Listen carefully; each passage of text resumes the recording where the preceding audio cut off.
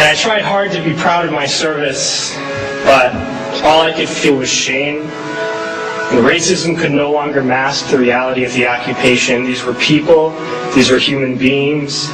I've since been plagued by guilt anytime I see an elderly man, like the one who couldn't walk, who we rolled onto a stretcher and told the Iraqi police to take him away. I feel guilt anytime I see a mother with her children, like the one who cried hysterically and screamed that we are worse than Saddam as we forced her from her home. I feel guilt anytime I see a young girl, like the one I grabbed by the arm and dragged into the street.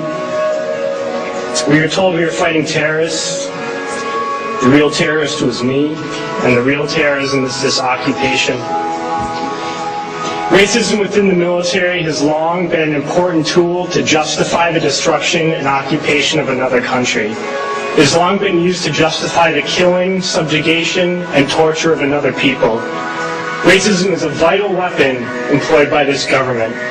It is a more important weapon than a rifle, a tank, a bomber, or a battleship. It is more destructive than an artillery shell, or a bunker buster, or a Tomahawk missile.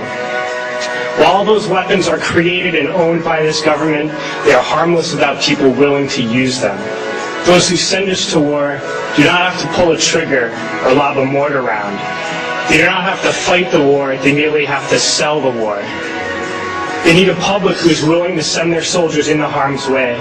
They need soldiers who are willing to kill and be killed without question. They can spend millions on a single bomb, but that bomb only becomes a weapon when the ranks of the military are willing to follow orders to use it. They can send every last soldier anywhere on earth, but there will only be a war if soldiers are willing to fight. And the ruling class, the billionaires who profit from human suffering, care only about expanding their wealth, controlling the world economy. Understand that their power lies only in their ability to convince us that war, oppression, and exploitation is in our interest. They understand that their wealth is dependent on their ability to convince the working class to die to control the market of another country. And convincing us to kill and die is based on their ability to make us think that we are somehow superior. Soldiers, sailors, Marines, airmen have nothing to gain from this occupation. The vast majority of people living in the U.S. have nothing to gain from this occupation. In fact, not only do we have nothing to gain, but we suffer more because of it. We lose limbs, endure trauma, and give our lives. Our families have to watch flag-draped coffins lowered into the earth. Millions in this country without health care, jobs, or access to education must watch this government squander over $450 million a day on this occupation.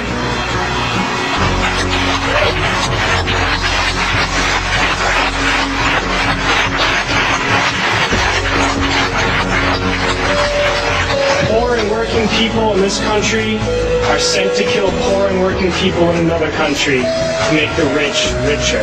And without racism, soldiers would realize that they have more in common with the Iraqi people than they do with the billionaires who send us to war.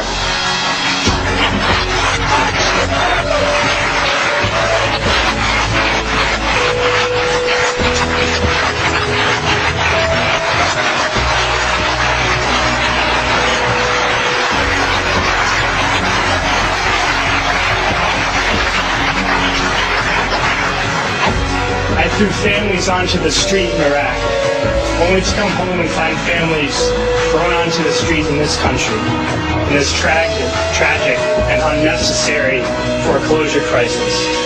We need to wake up and realize that our real enemies are not in some distant land. They're not people whose names we don't know and cultures we don't understand.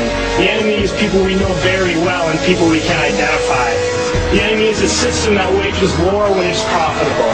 The enemy is the CEOs who lay us off from our jobs when it's profitable. It's the insurance companies who deny us health care when it's profitable. It's the banks who take away our homes when it's profitable. Our enemy is not 5,000 miles away. They are right here at home. If we organize and fight with our sisters and brothers, we can stop this war, we can stop this government, and we can create a better world.